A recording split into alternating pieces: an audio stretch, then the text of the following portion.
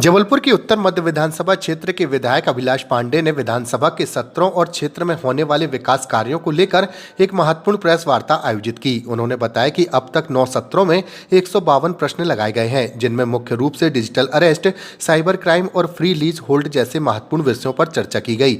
विधायक पांडे ने कहा कि जबलपुर के लगभग 5000 परिवारों को फ्री लीज होल्ड का लाभ मिलेगा, जो सुभद्रा कुमारी चौहान वार्ड, दयानंद सरस्वती वार्ड और भवानी प्रसाद वार्ड जैसे क्षेत्रों में रहने वाले लोगों के लिए एक बड़ी राहत होगी।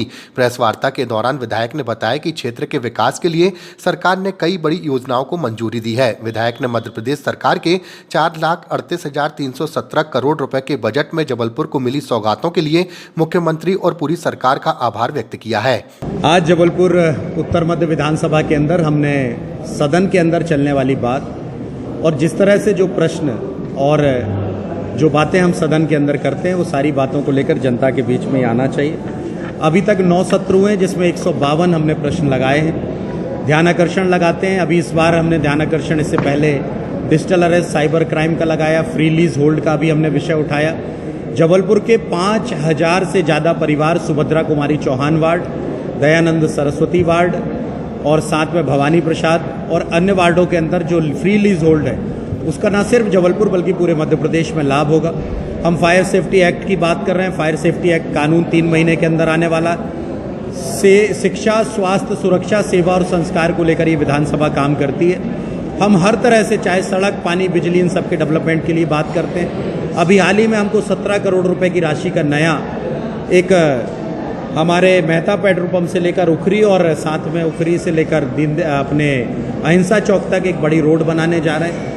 इसके साथ साथ रानीताल मुक्तिधाम बना रहे हैं, माड़ोताल तालाब बना रहे हैं 8.5 करोड़ की डीपीआर से, हनुमान ताल तालाब बना रहे हैं, माड़ोताल का शमशान घाट बना रहे हैं।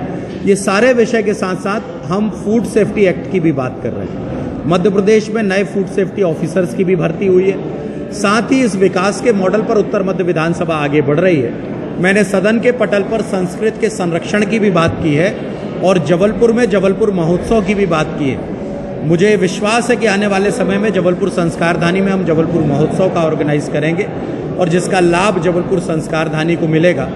एक विषय बहुत महत्वपूर्ण था जो 2 साल से हम लड़ रहे थे, जिसमें सुपर 100 की बात हम कर रहे थे कि 100 बच्चे जो सिलेक्ट होते हैं वो भोपाल और इंदौर के अंदर था।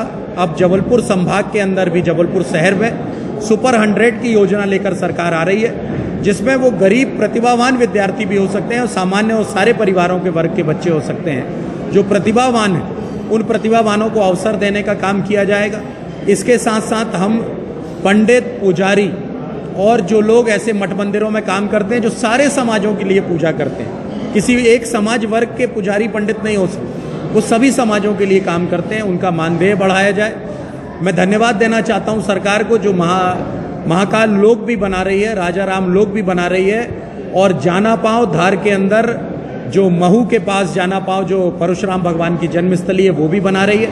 हम नर्मदा की सुरक्षा की बात कर रहे हैं, नर्मदा के स्वच्छता की बात भी कर रहे हैं और सारे ये विकास के मॉडल पर इस सदन के अंदर चर्चा हुई है और बहुत स्वस्थ चर्चा हुई है, जिसमें मुझे औद्योगिक विकास पे भी बोलने का अवसर मिला है। मैं चाहता हूँ कि जबलपुर संस्कारधानी में रोजगार के नए अवसर बने, जबलपुर के नौजवानों को रोजगार मिले, उस दृष्टि से भी सरकार अहम कदम ले रही है। मैं अपनी ओर से इस पूरे सदन में चलने वाली जो बात थी, 4,38,317 करोड़ के बजट में जबलपुर को भी बहुत सारी सौगातें मिली हैं, उसके लिए मैं सरकार के प्रति